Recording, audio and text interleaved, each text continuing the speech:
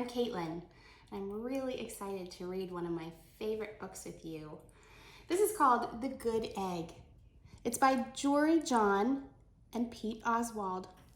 It's published by HarperCollins Publishers.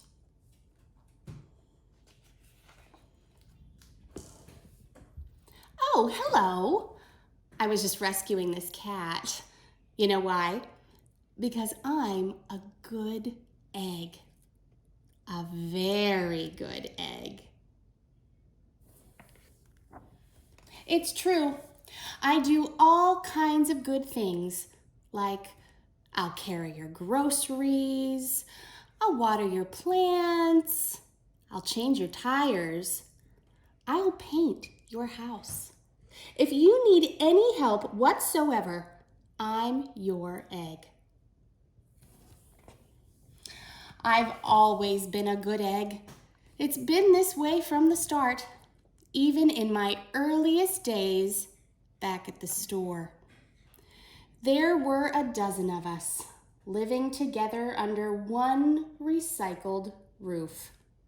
There was Meg and Peg and Greg and Clegg and Shell and Shelly and Sheldon and Shelby and Egbert and Frank and other Frank.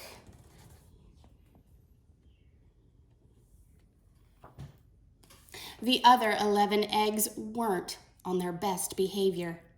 They weren't exactly good. They ignored their bedtime. They only ate sugary cereal. They threw temper tantrums. They cried for no reason. They broke their stuff on purpose. Meanwhile, I tried to take charge. I tried to fix their bad behavior. I tried to keep the peace because I was a good egg. A very good egg.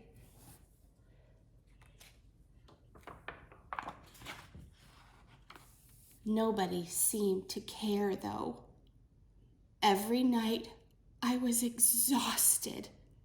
My head felt scrambled. Then, one fateful morning, I noticed some cracks in my shell. They were everywhere.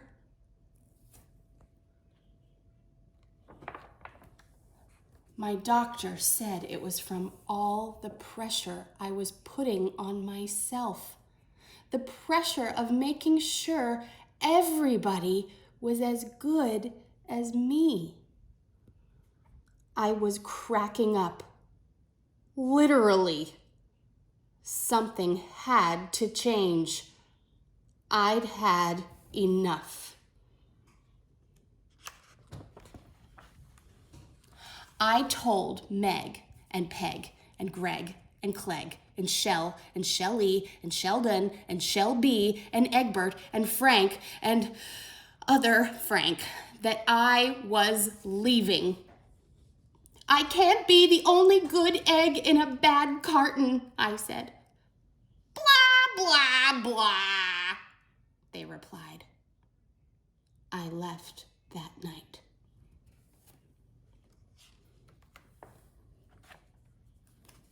I wandered from town to town.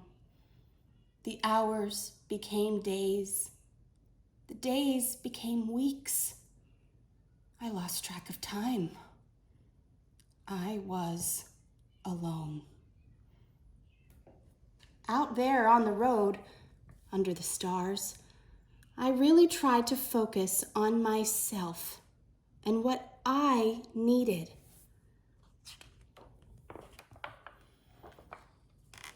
I took walks.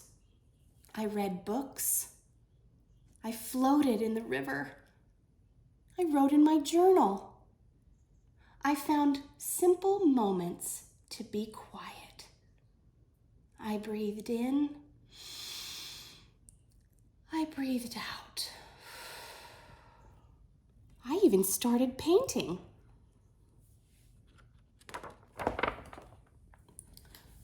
For once, I found time for me.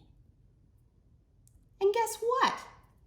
Little by little, the cracks in my shell started to heal.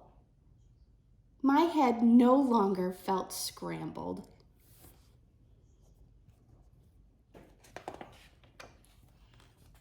I started to feel like myself again.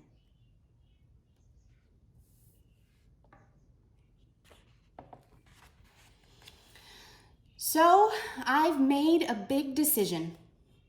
I'm returning to my old carton and my friends.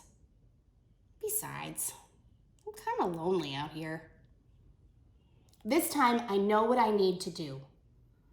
I'll try not to worry so much. I'll be good to my fellow eggs while also being good to myself.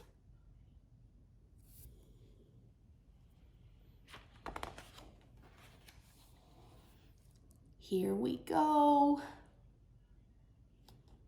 Everybody missed me. I missed them too. Hello, Meg.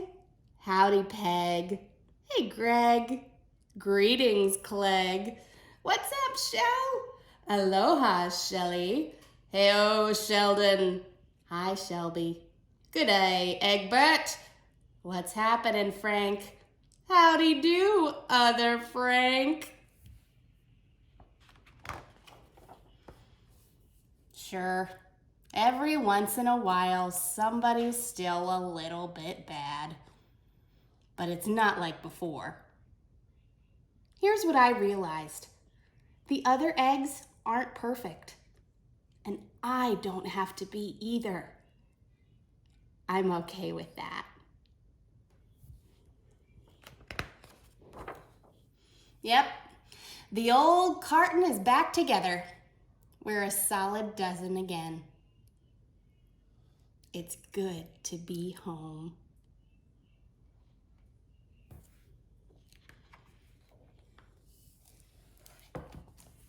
I really love this story because the world can seem really heavy sometimes. There's a lot of serious stuff going on. And we have to remember to pay attention to ourselves, to our bodies, to our minds, and to our hearts. And to remember what we need to feel a little bit lighter.